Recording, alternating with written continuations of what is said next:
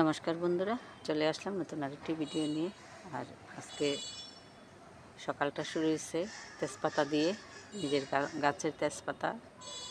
এটা বিশাল বড় এক গাছ, নিজেও খাই, নিজের চাহিদাও পূরণ করি, মানুষের চাহিদাও পূরণ হয়। প্রতিবেশী যারা আছে, যার যখন প্রয়োজন হয় সবাই নেই, তো ওরা নিজেরাই আমার তেজপাতাগুলি মানে এই ডাল থেকে পাতাগুলি ছিঁড়ে ছিঁড়ে দিতেছে যেন শুকিয়ে বাসায় নিতে পারি। আর এদিকে সিম গাছের মাছা বাঁধা হচ্ছে, কারণ চলে যাব তো মাছাটা বেঁধে দিয়ে যাই, মাসি যেহেতু আছে। তো সিম হলে নিজেও খায়, আমাদেরকেও খাওয়ায়।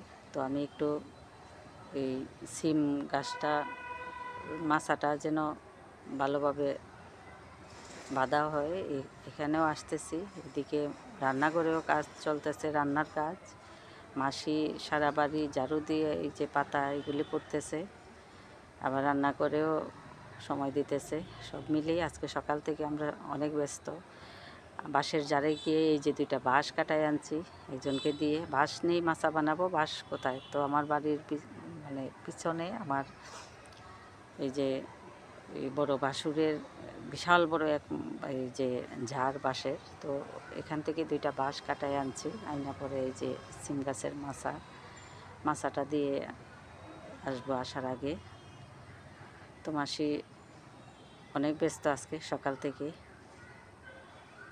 এই আর কি। আর রোদটাও আজকে একবার উঠতেছে, আরেকবার অন্ধকার হইতেছে, আবার উঠতেছে। যখন উঠে একেবারে মানে চমক দিয়ে উঠে, তো দিনটা খুব একটা ভালোও না, আবার একেবারে মন্দও না। বৃষ্টি নেই, কাজগুলি মানে করা যাইতেছে।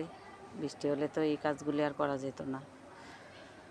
তো মাসি আজকে রান্না করতেছে বরবটি আলু দিয়ে চিংড়ি মাছ, তারপরে সিলভার মাছ আলু ওই ডাটা দিয়ে, তারপরে হাঁসের গিলা কলিজা চামড়া এগুলি আলু দিয়ে ভাজি হবে। তো রান্নাও হইতেছে, আবার কাজও হইতেছে। রান্নার ফাঁকে ফাঁকে আমি সব মশলা টশলা দিয়ে দিছি, মাসি বসাই দিতেছে। আর আজকে আমি একটু ব্যস্ত, যার কারণে রান্নাঘরে আসতে পারতেছি না।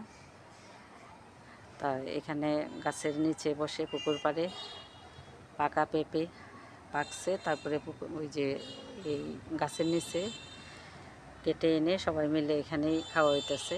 মাসিকে একটা দিয়ে গেলাম এখান থেকে।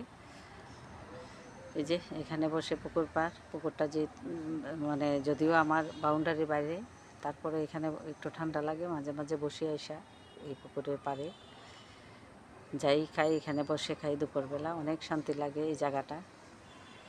বাড়ির প্রত্যেকটা জিনিসই আমার শান্তির, যেটা বাসায় আমার এতটা পাই না।